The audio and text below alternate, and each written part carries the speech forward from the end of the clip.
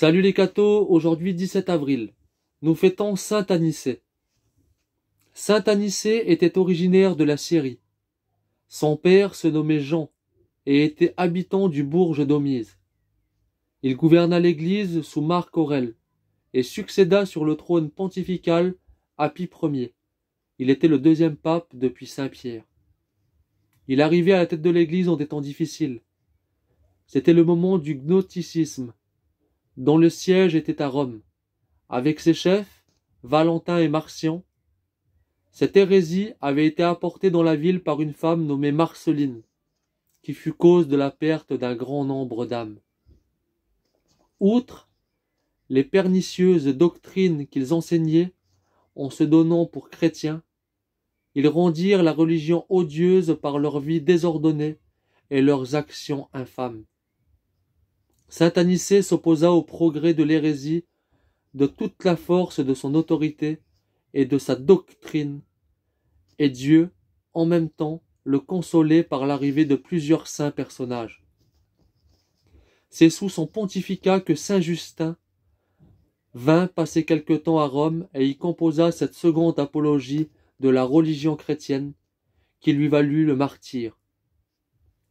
La 5e année du règne de Marc Aurèle, Anicet reçut la visite de saint Polycarpe, évêque de Smyrne, en Asie, et ancien disciple de saint Jean, l'évangéliste, qui venait le consulter sur la question de la célébration de la fête de Pâques, question qui ne fut décidée que sous le pape Victor.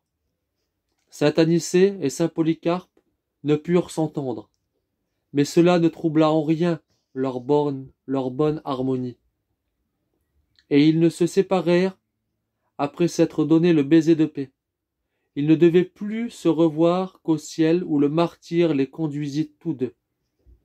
Avant le départ de saint Polycarpe, Anicet lui ayant fait célébrer les saints mystères, il avait parlé au peuple assemblé. Sa parole avait converti grand nombre d'hérétiques. Et l'insolence de Marcian avait été confondue par cette parole si connue du saint. Je te connais pour le fils aîné de Satan. C'est aussi vers l'an 157 qu'Hégésippe, juif converti, vint à Rome, et sur les ordres d'Anicet composa une histoire de l'Église, dont il ne reste aujourd'hui que des fragments conservés dans Eusèbe. Cette histoire avait pour titre « Commentaire sur les actes des apôtres » et s'étendait depuis la Passion jusqu'au pontificat d'Anicet. On attribue à ce pape un décret adressé aux évêques de France qui défendait aux clercs de porter les cheveux longs.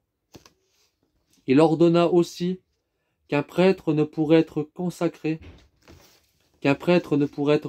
évêque que par 3 autres prélats, comme le concile de Nicée l'a aussi défini plus tard, et que pour le métropolitain, tous les évêques de sa province assisteraient au sacre.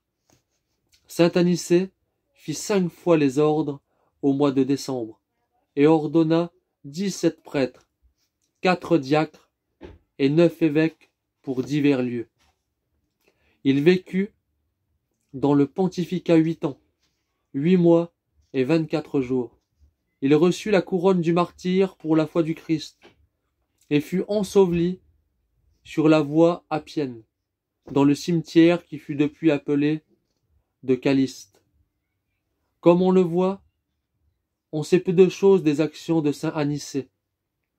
Nous vénérons en lui, aujourd'hui, une des glorieuses assises de la maison de Dieu. Il a gouverné l'Église de Jésus-Christ au milieu des tempêtes. Nous devons le prier pour qu'il demande à Dieu de se lever et de commander à l'orage qui gronde toujours. Que Dieu vous bénisse, et à plus les cathos!